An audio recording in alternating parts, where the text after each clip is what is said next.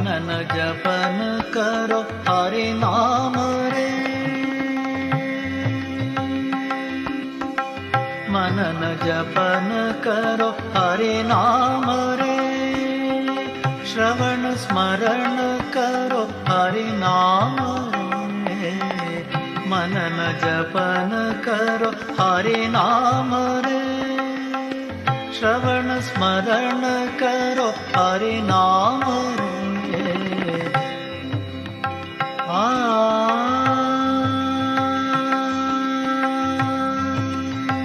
मनन जपन करो हरि नाम रे, श्रवण स्मरण करो हरि नाम रे। हरि ओम भजो रे सदा, हरि ओम भजो रे सदा, हरि ओम भजो रे सदा। हरि गुण गाओ हरि नाम गाओ, आनंद आनंद हरि नाम रे, आनंद आनंद हरि नाम रे। हरि गुण गाओ हरि नाम गाओ, हरि गुण गाओ हरि नाम गाओ, हरि नाम गाओ हरि नाम।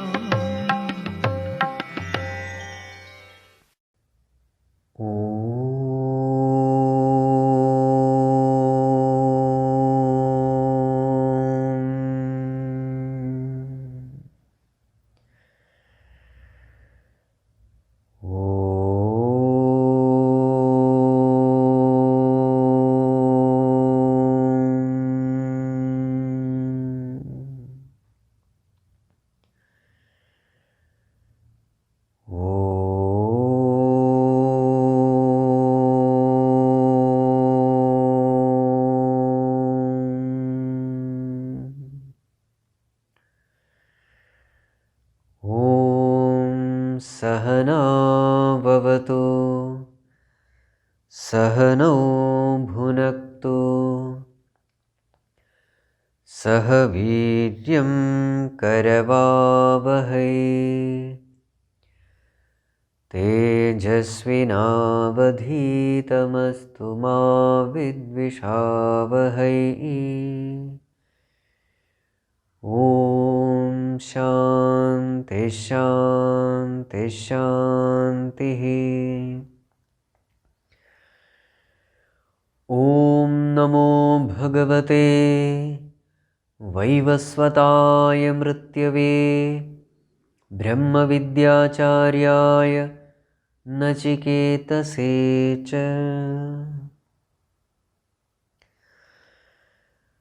Humble prostrations to one and all. So we were discussing the chariot metaphor. So it is said, Jivatma is a traveler. The goal is Paramatma. So just like we have to make a chariot ready to reach the destination safely, every aspect of a chariot has to be taken into account. Like the chariot, the horses, the reins, the charioteer. Only then we reach the destination safely. In the same way, this is a journey, a travel taken up by Jivatma, and the destination is Paramatma. So what are the factors to be taken into account? So this discussion is going on now. So as we have said earlier, what is this journey? It is not an external journey. What is this journey all about? Asatoma Sadgamaya. This journey is from Asat to Sat, untruth to truth. Tamasoma Jyotirgamaya. This journey is from Tamas to Jyoti, darkness to light. Mrityorma Amritam Gamaya. This journey is from Mrityu to Amritam, from death to immortality. So this journey is from darkness to light, from ignorance to knowledge, from misery to happiness. So this is the journey. So what is the most important aspect? So here, in the last classes we have seen the most important aspect is a knowledgeable intellect. Right knowledge about living. This is the most important aspect.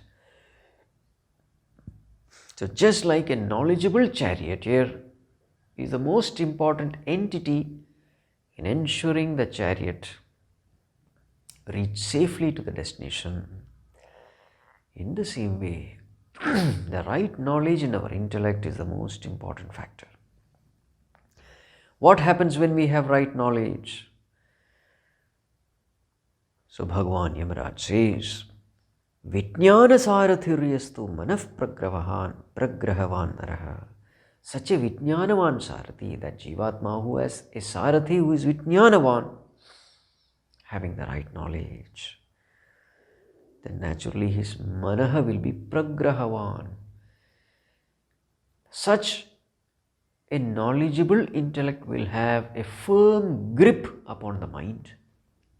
The mind will be disciplined. Such a mind is described as yukta manas or sa-manas, a mind which is ever cooperating with the intellect, ever united with the intellect. And therefore what happens? The mind is disciplined and therefore the senses are also disciplined. Tasyendriyani vashyani. Sat ashwa, like good horses, the indriyas will behave. So a knowledgeable intellect will have a cooperating mind and a disciplined senses. Such a person, where will he reach?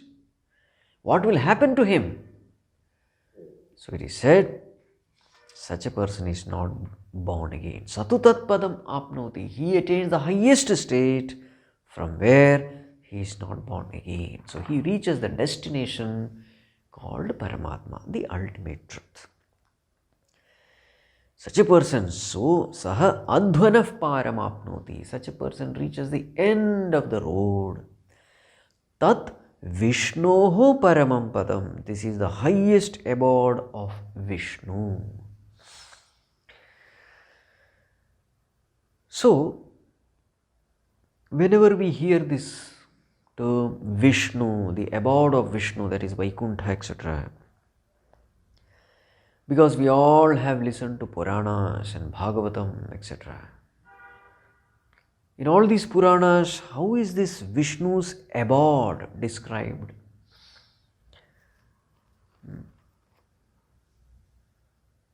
It is described as though it is some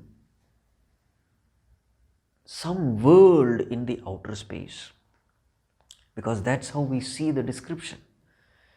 So a devotee, when he propitiates the Lord, so we see that a vimana comes.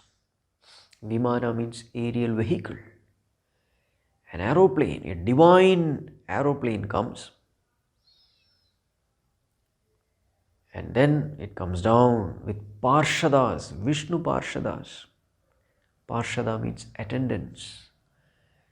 They come down to receive this devotee, and then this devotee boards that plane, and the plane goes far, far away, beyond the planets and the galaxies and nakshatras, etc. And finally it reaches the abode of Vishnu.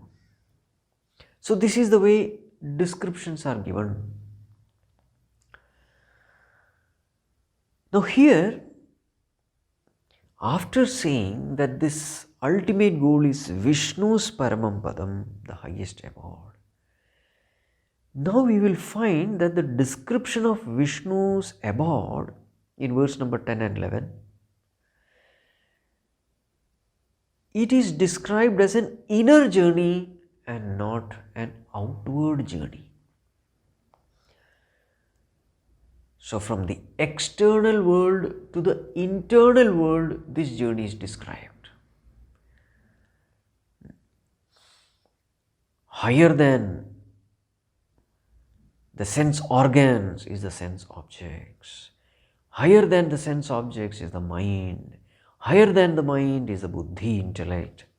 Higher than buddhi is mahattattva. Higher than mahattattva is avyakta. Higher than avyakta is that Purusha, the Supreme Self, and that Self is the highest. There is nothing greater than that. So this is the way description is given. Purushanna param kinchit sa kashtha sa paragatihi, verse number 11. So this inner self, this Purusha, is considered to be the highest. And so the journey described here is an inner journey, not an outward journey as we see in the Puranas. So naturally a spiritual seeker will be confused. Which is the highest abode?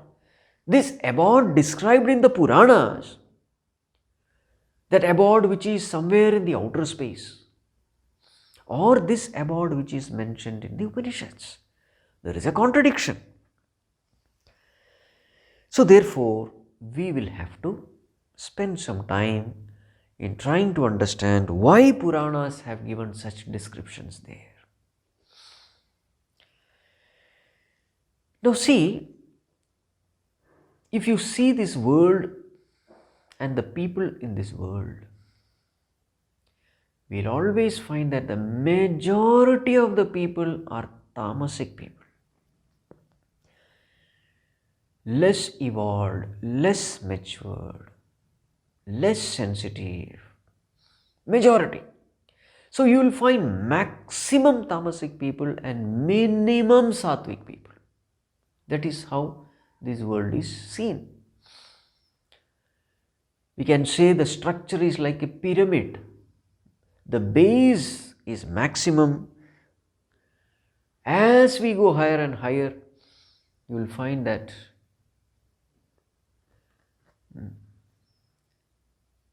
it becomes narrowed down. In the same way, evolution also. This we find in every field, in fact. Whether it is sports or music or arts or science, in every field you will find beginners are many, but the experts are few. As we go higher and higher, in the schools and colleges also we find children who enroll themselves into LKG, UKG, very many, almost everyone. But as the syllabus becomes more and more deeper, higher, evolved, the children who pass these standards, these classes, they start narrowing down, it starts decreasing. The graduates are less, the postgraduates are further less, PhD holders much less. So in every field we find this. Experts are few, beginners are many. So the same thing happens in spirituality also. Tamasic people, gross people, they are many, but the advanced people, realized saints, etc., they are very rare few. So when this is the condition, so what is the natural characteristics of gross people? You will find that they are more interested in the pleasures of the senses. They can appreciate only that which is very gross. They can appreciate only Shabda Sparsha Rupa Rasa Gandha, that which the senses bring to them. You will always find that their ability to appreciate something emotional, something artistic, something intellectual, something spiritual is not at all there. Now, what is the true sign of evolution as far as mankind is concerned. As a person evolves, he is able to appreciate the higher things of life. The intellectual, the artistic, the spiritual aspects he is able to appreciate. What is the sign of grossness of mind? The sign of grossness is he is able to appreciate only that which is gross. A beautiful color, form, he is able to appreciate. Tasty thing, he is able to appreciate. Fragrant thing, he is able to appreciate. Now see, only such things, the gross things, the sensuous things, he is able to appreciate. This is a sign of the grossness of the mind. And this is true with majority of the people. They are sensuous people. They live at the level of the senses. They are not able to appreciate something at the level of the mind or the intellect or the spirit. So when majority of the people are of this nature, we can say at the animalistic nature. Animal is called Pashu. What is Pashu? Pashyati iti Pashu. Animal is something which can appreciate only that which it sees. Pashyati means to see, perceiving through the senses. So when this is the condition, this is the nature of the society, nature of people in the society. So then what is the way in which these people who believe only in the senses, who can appreciate only at the sense level, what is the way to attract these people towards spirituality? There is only one way. The spiritual knowledge has to be made sensual. This is the only way.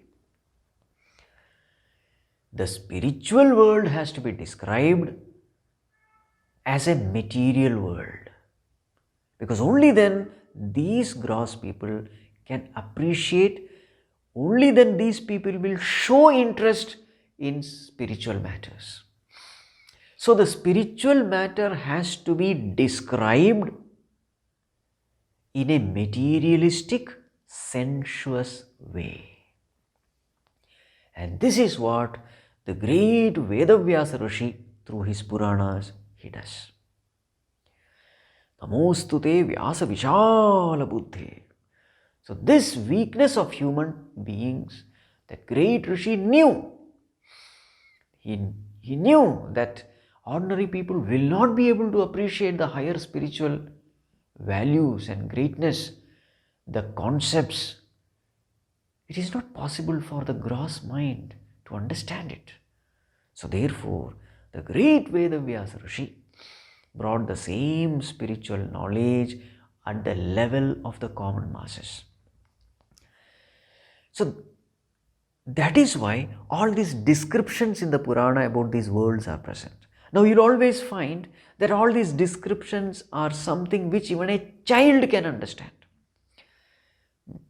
A Vimana coming down and taking this devotee, the Parshada receiving them in this Vimana, and the Vimana flying to some other world. Now this is something which everybody can understand, appreciate, because that's what we see with our eyes.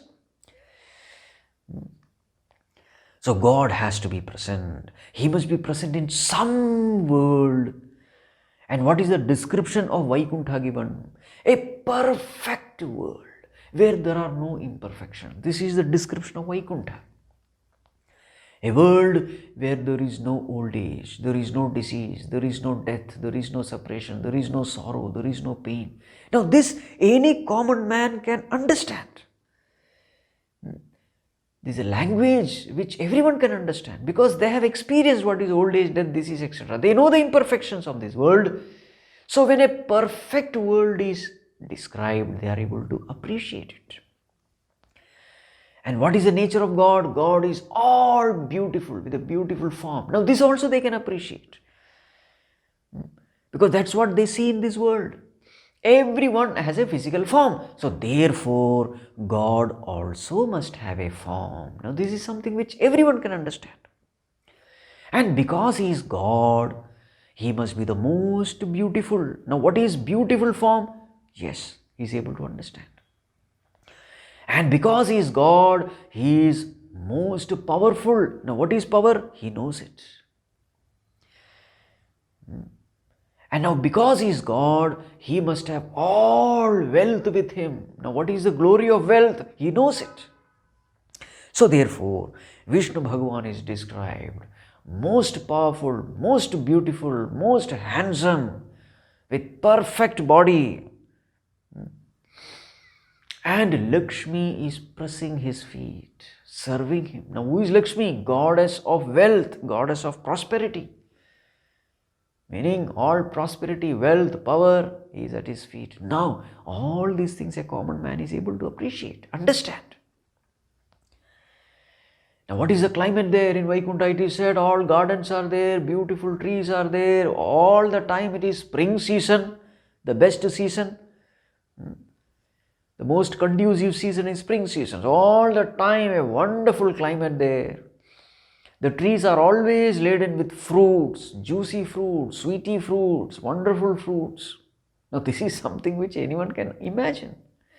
So this is a beautiful world. There everyone is happy.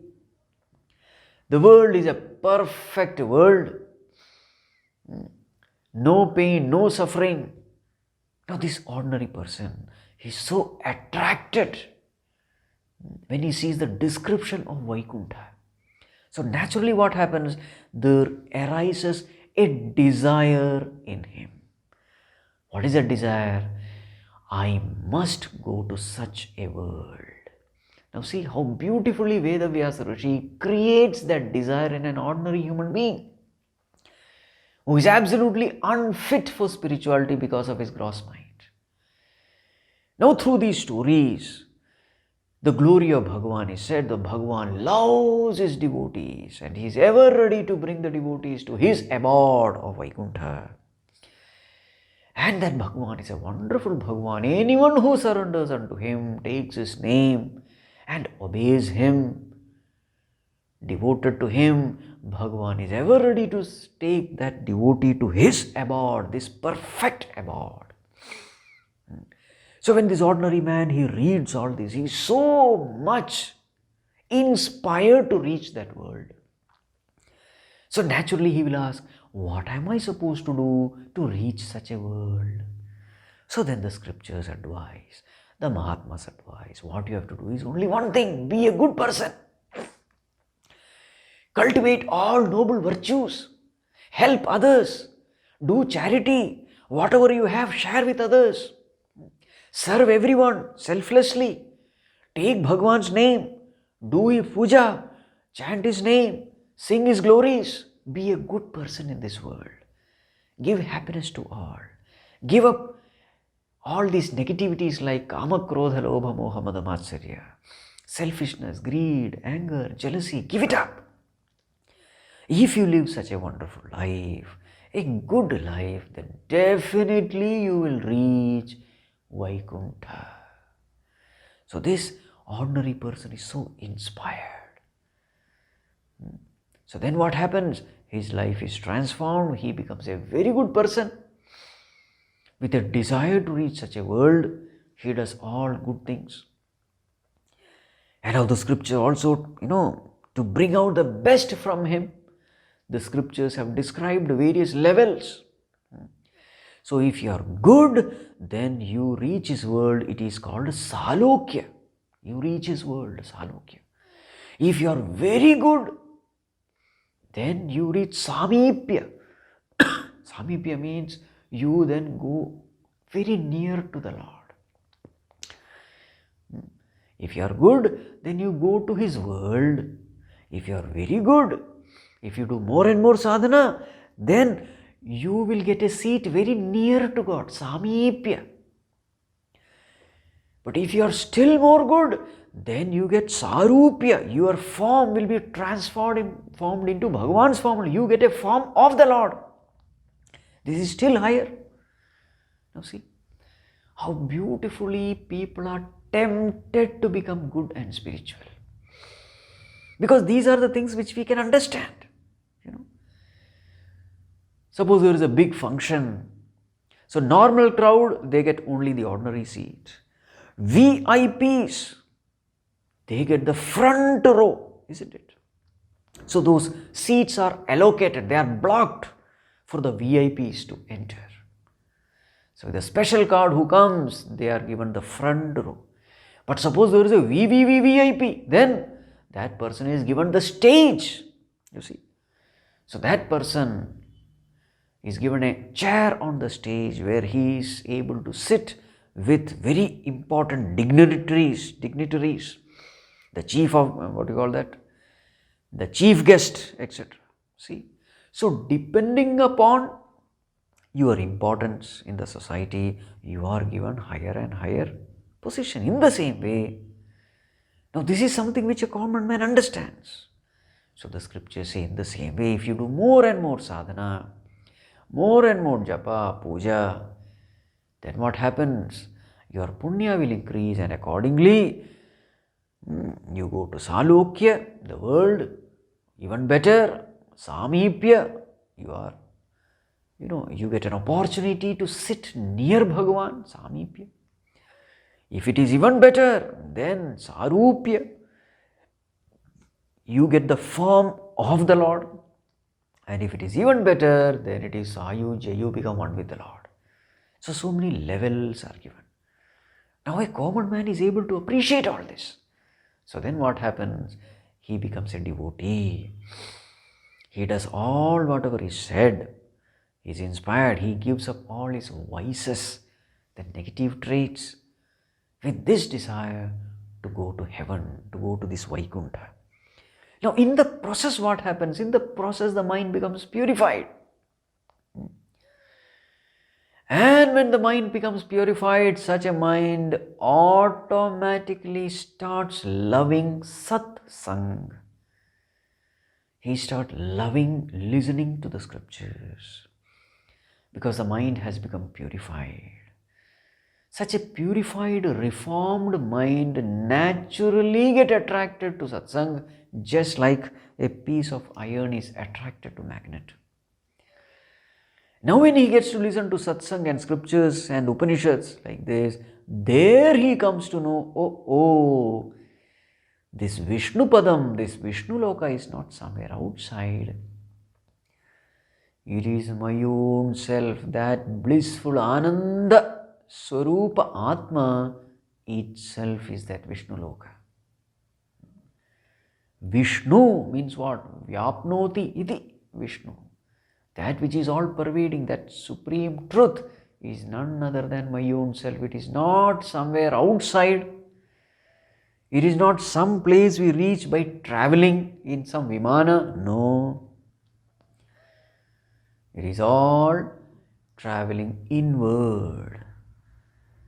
So the whole spirituality is nothing but knowing myself as I am. Now this he is able to appreciate when the mind has become purified. And mind has become purified because of all his sadhanas. And he did sadhana because he was inspired to go to Vishnuloka. And Vishnuloka was so beautifully narrated, therefore he was inspired. So this way, step by step, stage by stage, these Puranas take us to the ultimate truth.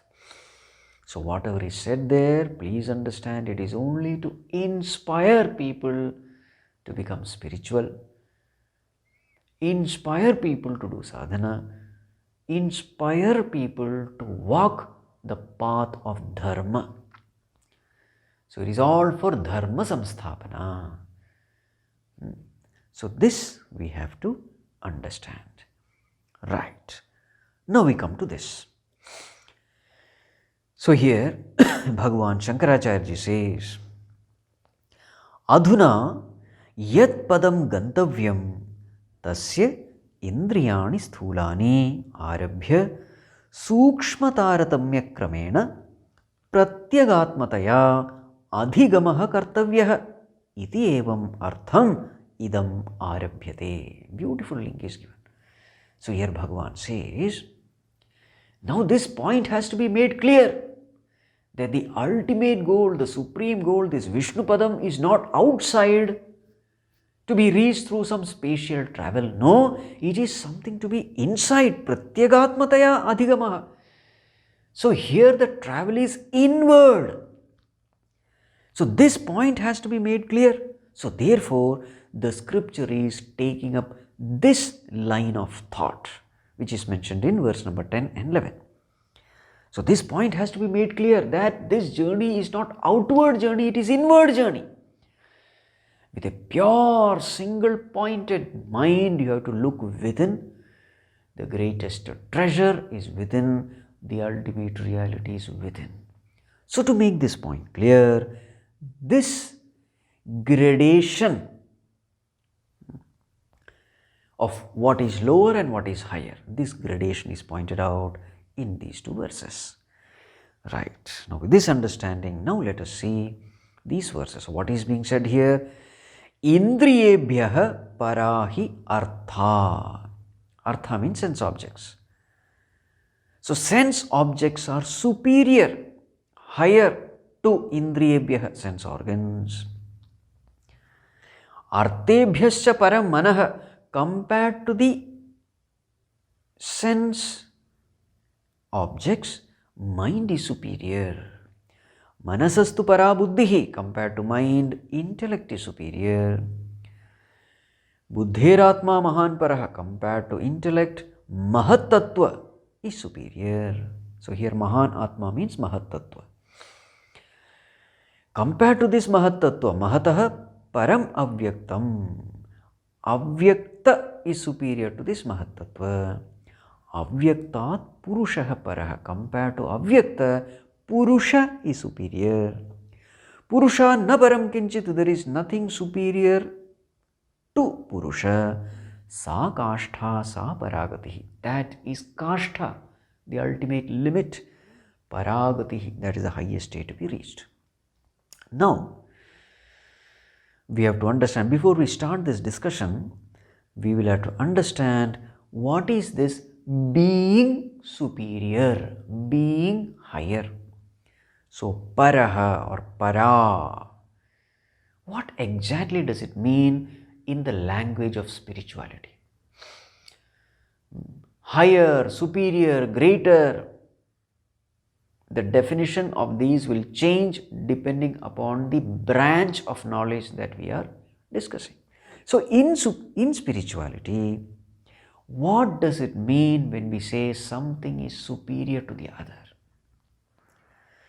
So this we have to understand. So Bhagavan Shankarāchārya has beautifully described what this means, being superior. So there are 5 ways in which we define being superior. What are the 5 ways? Number 1, sukshmatvat. That which is sukshma is superior. Sukshma means subtle. Anything which is subtler is superior. Number 1. Number 2, mahatvat. Mahatvat means that which is mahan, great, important. Anything which is important is superior. Third one, pratyagatma bhutat. Pratyagatma, anything which is nearer to us, closer to us is superior. Fourth one, karanatvat. Anything which is the cause is superior to its effect. So karana is always superior to karya. Fifth one, niyamakatvat. Niyamaka means controller. Anything which controls the other is superior. The controller is always superior compared to the controlled. So these are the 5 ways in which we define the term para. So we have to understand. So first one is sukshmatva, that which is subtle. The subtler thing is always superior to grosser thing. Subtler is always superior to grosser. So subtler thoughts are superior to grosser actions. That way.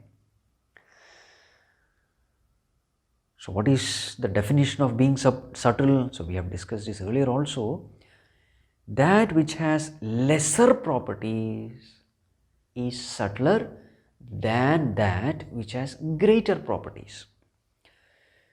So for example, earth, it has 5 properties, Shabda, Sparsha, Rūpa, Rasa, Gandha. So it is grosser. Whereas space, it is subtler because it has only the property of sound. So this topic we had discussed earlier. I hope you remember it. Space is the subtlest. Grosser than space is air. Grosser than air is fire. Grosser than fire is water. Grosser than water is earth. So in space there is only one property, the property of Shabda, whereas in earth we have all the 5 properties, Shabda, Sparsha, Rūpa, Rasa, Gandha. So that which has minimum property is subtler, and that which is subtler is greater. Mahatvat means that which is important, which play a very important role in the functioning of an entity. So depending upon the important role it plays, that can be considered higher, Mahatvat. Then Pratyagatma Bhutat, that which is nearer to us, closer to us, it is higher. Pratyagatma Bhutat.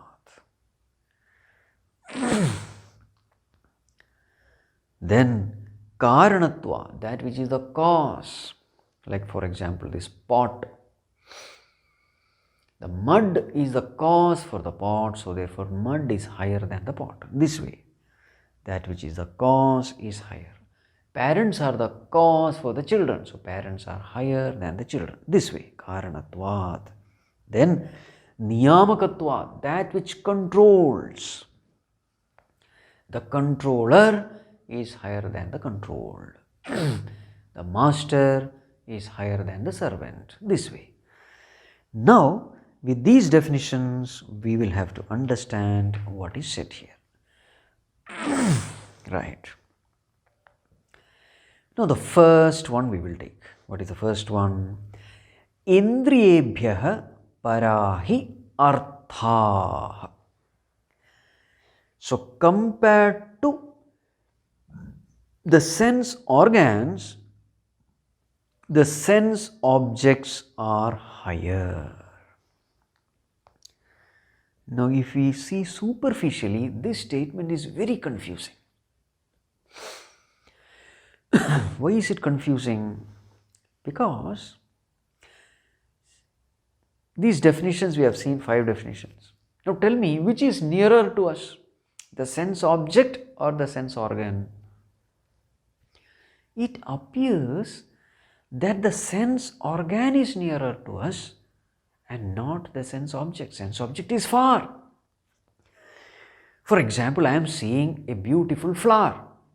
That flower is somewhere far away, but the eyes with which I see the flower, those eyes are very near to me. In fact, it is a part of the body. So how can you say sense objects are superior to sense organs? Now, before we start this discussion, let me make one point clear. Whenever we use logic, yukti, please understand our logic should be subservient to Shruti. Meaning what? Whatever Shruti says, that alone is right. Logic is only a means to understand what Shruti has said. We can never say logic is higher than Shruti.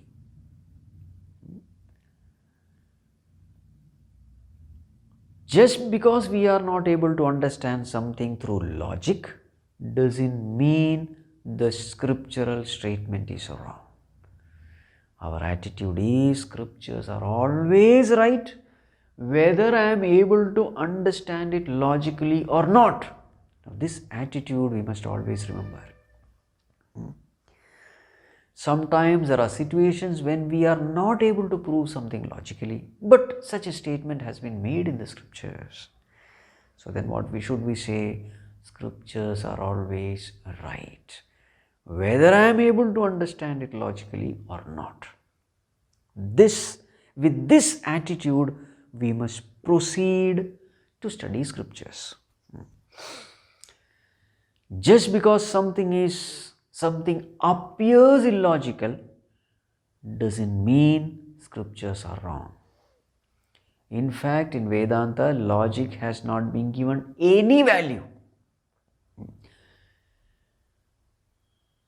According to Vedanta, Pramana, the source of knowledge, is scripture. So if Shruti has said something, that is it. But then, for our own convenience, for our own satisfaction, we are trying to understand these statements logically. It is for our convenience. Now, please keep this in mind when we are going to discuss this. Right. Now, the first quarter of the 10th verse we are discussing now. So, what is said here? The sense object is greater than the sense organs. Now, this we have to understand. Let us make an attempt to understand it logically. How can we say sense objects are greater than sense organs? Now, please keep this in mind. When we say sense object, we are not talking of the object which is seen outside. We are talking of the impression that is created in the mind when the sense organ is exposed to sense object. Please try to understand this clearly. So, what is artha here? The impression gathered in the mind when the sense organ has perceived the sense object. For example, there is a beautiful flower and you look at it. So now your eyes are looking at it, and now an impression is formed in the mind. How do you know an impression has been formed? Close your eyes and in the mind you find that flower there. So that flower has not entered into you, it is the impression that has entered into your mind. So when we say artha here, we are talking about this impression. Exactly like when you click the photo of this flower with a digital camera, the flower is there outside, but inside this digital camera you will see a flower. Now what is that flower? It is nothing but ones and zeros. Those people who know digital technology, they know it. What is digital? Digital means there are only two things. That's 1 and 0. High voltage, low voltage. So everything in this world is presented in digital form, in ones and zeros. So the flower which you see inside a digital camera, that photo which you see, it is only an impression of that outer flower. In the same way, whatever is seen in the outer world, mind captures the image or the impression and store it inside in thought form. So this is called as impression. So when we say here artha, so we have to understand this artha is not the outer sense object. It is the impression that is created in the mind when the sense organ has perceived that sense object. So therefore, when we are going to discuss this, we are going to discuss the impression and not the external object. So with this definition, now let us see how this sense object, which is this impression, is greater than sense organ. So apply these 5 definitions of para. So the first one, sukshmatvat. Sukshmatvat means being subtle. Now tell me, which is subtle? The sense organ or the impression of the sense object? Definitely the impression of the sense object is subtler, because it is in thought form. It is in thought form. So therefore, this thought form is definitely subtler than the sense organ, sukshmatvat. The second one is mahatvat, importance. Now, this sense object is more important than the sense organs. How can we prove it? So here Bhagavan Shankarāchārya beautifully says, Sthulani tavat indriyani tani yehi arthehi atma prakashanaya arabdhani tebhya indriyebhyah swakaryebhyah te para hi arthaha. Means what? See, what is the purpose of the sense organ?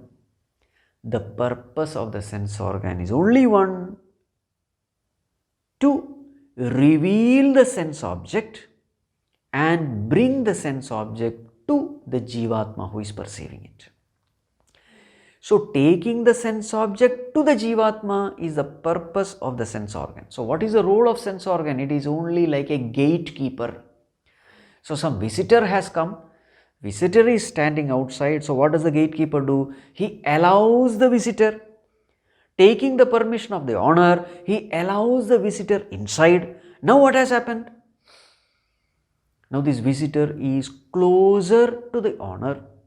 He goes to that, what you call, the drawing room, and then this visitor chats with the owner, eats with the owner.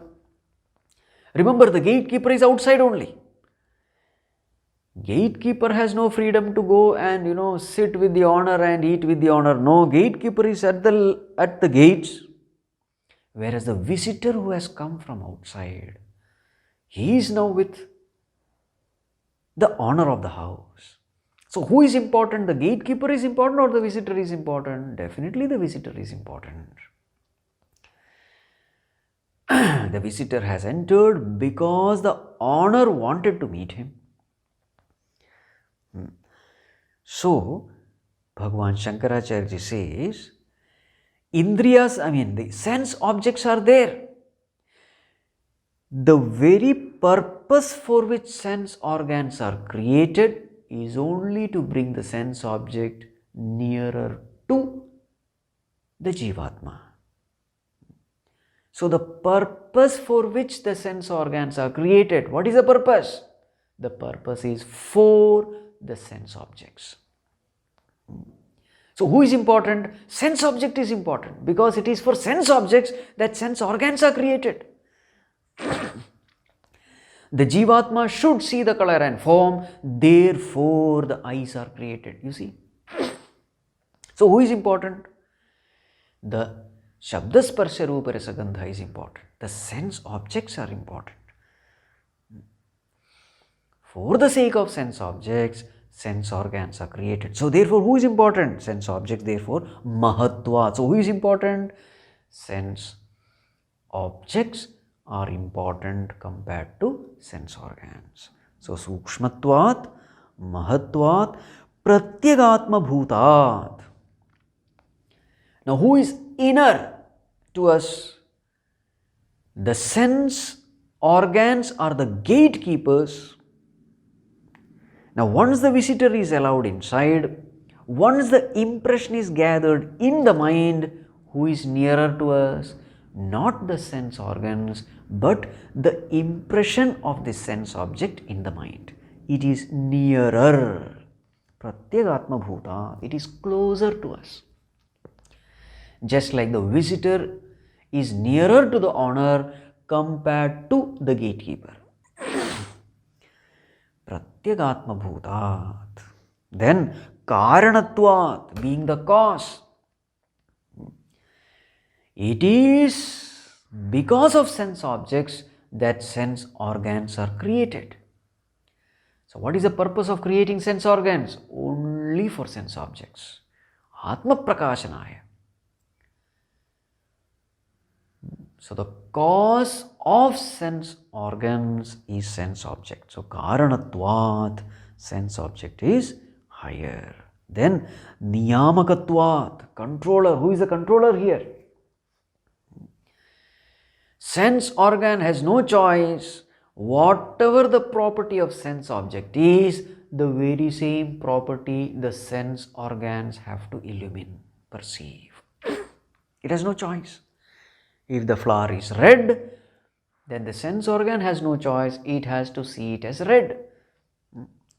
So there is a choicelessness. So who controls?